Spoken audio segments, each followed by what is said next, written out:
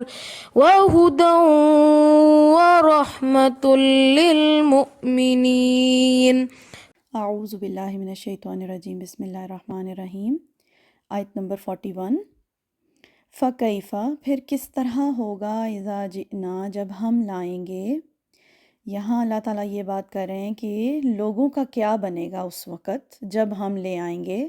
قیامت کے دن کی بات ہو رہی ہے۔ من کل امت بشہید، ہر امت سے ایک گواہ، یعنی قیامت کے دن کیا منظر ہوگا۔ سب لوگ جمع ہوں گے، وہ لوگ جنہوں نے دین کو فالو کیا، وہ لوگ جنہوں نے دین کو فالو نہیں کیا، سب جمع ہوں گے۔ اللہ کہیں گے ہر امت میں سے ایک نبی کو گواہی کے طور پر پیش کیا جائے گا۔ تمام امتیں اپنے اپنے نبیوں کے ساتھ ہوں گی، اور وہ نبی کیا گواہی دیں گے کہ انہوں نے اللہ کا پیغام پوری ایمانداری اور سچائی کے ساتھ پہنچا دیا تھا۔ یہ گواہی دیں گے پیغمبر۔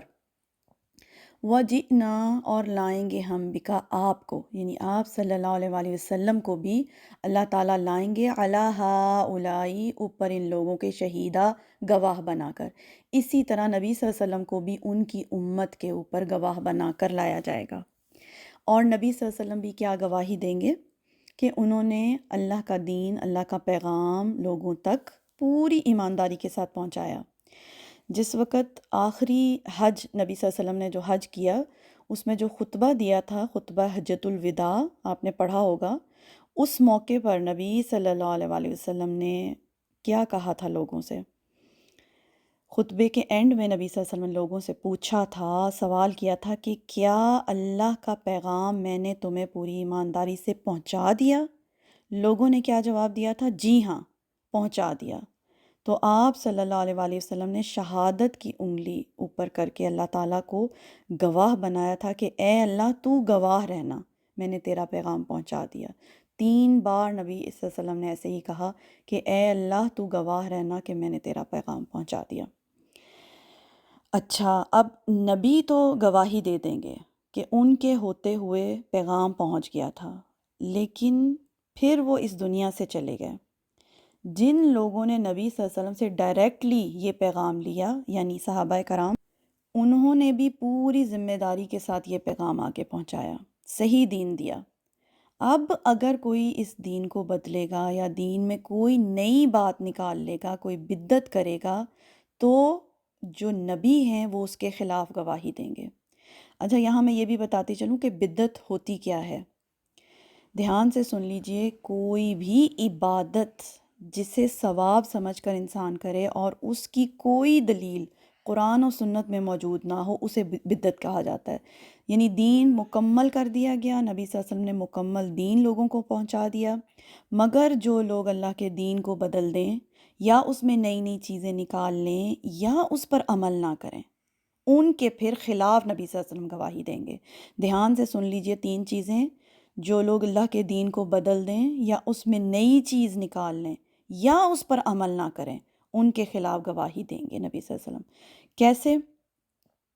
ظاہر ہے جو دین نبی صلی اللہ علیہ وسلم نے دیا تھا اس پر انہوں نے لوگوں کو بھی گواہ بنایا، اللہ کو بھی گواہ بنایا، اور قیامت کے دن اللہ کے سامنے بھی گواہی دے دی۔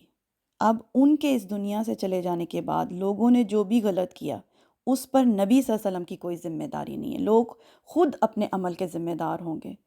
دیکھیں، ہر انسان کا فرض ہے، اولین فرض بنتا ہے کہ وہ صحیح دین کو تلاش کرے، وہ دین جو نبی صلی اللہ علیہ وسلم نے سکھایا تھا، علم حاصل کرے اور ہمیشہ سچ جاننے کے لیے تیار ہے۔ ہمارے ہاں بہت بڑا مسئلہ کیا ہے کہ اگر کوئی بھی کسی ایک عالم کو پکڑ لیتا ہے تو اس کو بلائنڈلی فالو کرنے لگ جاتا ہے۔ ہم سب کو یہ بات ذہن میں رکھنی چاہیے کہ ہر عالم بھی آخر انسان ہی ہوتا ہے اور غلطی کا چانس ہر وقت رہتا ہے۔ تو خود جو انسان اپنے راستے کا انتخاب کرے تو اس میں بہت محتاط ہو۔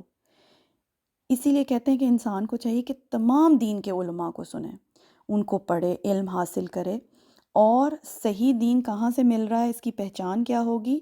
جہاں پر قرآن اور سنت رسول صلی اللہ علیہ وآلہ وسلم سکھائی جائے گی۔ یہی 2 چیزیں ہیں جو نبی صلی اللہ علیہ وسلم ہمیں دے کر گئے ہیں، اور یہی وہ 2 چیزیں ہیں جن کو انسان پکڑے گا تو کبھی گمراہ نہیں ہوگا۔